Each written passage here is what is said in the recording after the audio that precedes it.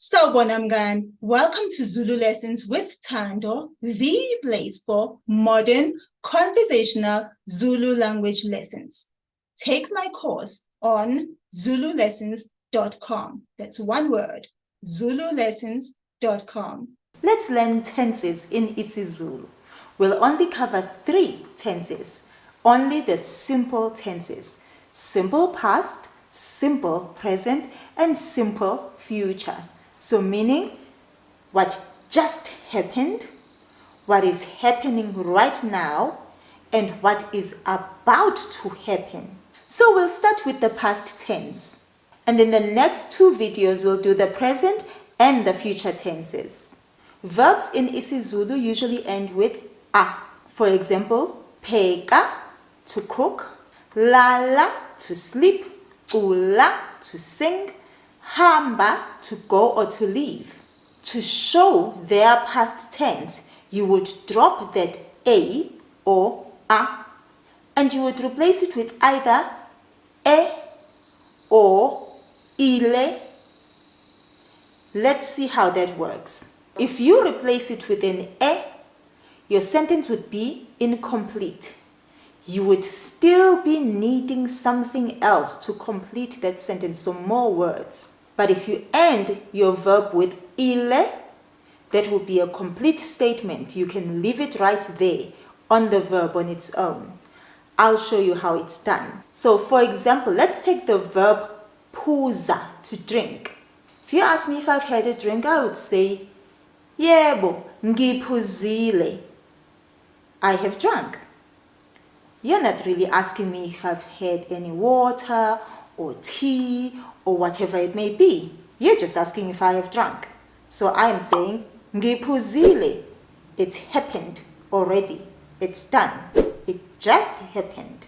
It's the simple past tense. Now if I say, ngiphuze, that statement is incomplete.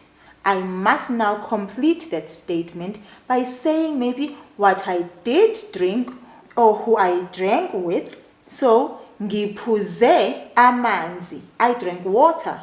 Or, ngiphuze nomngani wami, I drank with my friend. That would be now a complete statement. So if you are adding an e, you are still to continue that statement. But if you are adding ile, it can be a complete statement all on its own. So let's make some more examples so you can see this.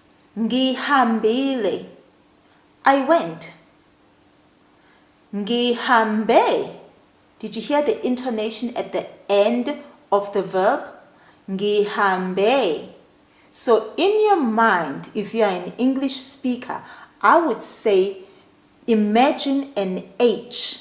Imagine it. Do not write it down when you're writing. However, imagine an H at the end of the past tense verb that ends with an E.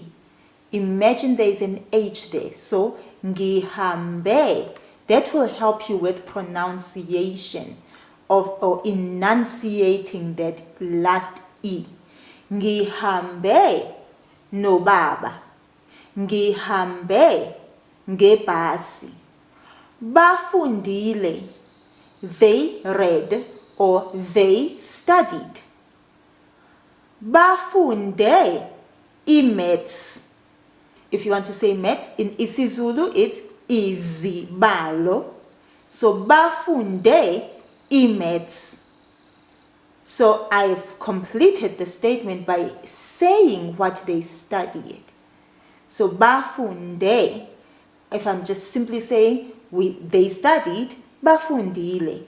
Iphekile. We usually use I when we are talking about a thing.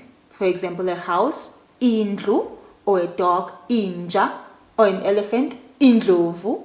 But depending on the context, you can also figure if we are talking about a human being, a person. If we say iphekile, I don't think I've ever seen an elephant that can cook. So if I say iphekile, it has cooked. What are we talking about? We could be talking about ingane, a child; insizwa, a young man; intombazane, a girl. So those noun prefixes are I. So here we are, iphekile, or we could say ipheke ujeqe. Ujeqe is steamed bread. Idombolo is what we cook on top of your stew. However, ujeqe is what we cook on its own in a double boiler of sorts. So, ipheke ujeqe. Nithumile, you all sent. Mngani, I can improve your Zulu language skills, but what I cannot do is improve this channel without your help. Please subscribe. Nithume, you all sent. Izingane, nithume izingane, you sent the children. Now listen to this one. I am saying uhlalile. I'm talking about you. You stayed or you sat. Ukuhlala, hlala means to sit or to stay. So uhlalile. I'm talking about you. You stayed or you sat. Uhlalile. I'm talking about he or she. Uhlalile. So listen very carefully to the enunciation of the u. Uhlalile, uhlalile. I sort of pull it, but not too long. So just a slight pull. Uhlalile. So he or she stayed or he or she sat. Uhlale phansi. You sat down. Uhlale phansi. He or she sat down. Sikhalile. We cried. Sikhale sonke. We all cried. I hope we never have to cry. I'm going to put this ile and e into each class of noun prefix for you so that you can see how it works. And on top of that, we'll put it in singular and in plural. And we will use only one verb so you can see how the verb sounds and looks for each and every class and whether it's singular or plural form. Let's start with class 1 with the ile suffix. Umuntu uhambile. Umuntu uhambile. Abantu bahambile. Ujabu uhambile. Ojabu bahambile. Umshini uhambile. Imishini ihambile. Isela lihambile. Amasela ahambile. Isikhathi sihambile. Izikhathi zihambile. Imali ihambile. Izimali zihambile. Ingane ihambile. Izingane zihambile. Ukhamba, a clay pot. Ukhamba luhambile. Ubuthongo buhambile. Ukudla kuhambile. Now we'll do the past tense that goes with the e suffix. Umuntu uhambe nemali. Abantu bahambe nemali. Ujabu uhambe nomama. Ojabu bahambe nomama. Umshini uhambe nobaba. Imishini ihambe nobaba.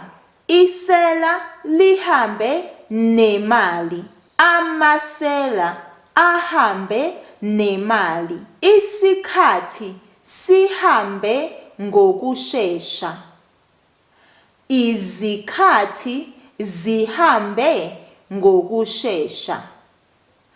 Imali ihambe nawe. Izimali zihambe nawe. Ingane ihambe nosisi. Izingane zihambe nosisi. Insizwa ihambe ngehashi. Izinsizwa zihambe ngamahashi. Ukhamba luhambe nomalume. Izinkamba zihambe nomalume. Ubuthongo buhambe ngovivi lokusa. Ukudla kuhambe nompheki. That was the past tense, my friend. Usale kahle. Mngani, thank you for watching. If you found this lesson helpful, please leave a comment.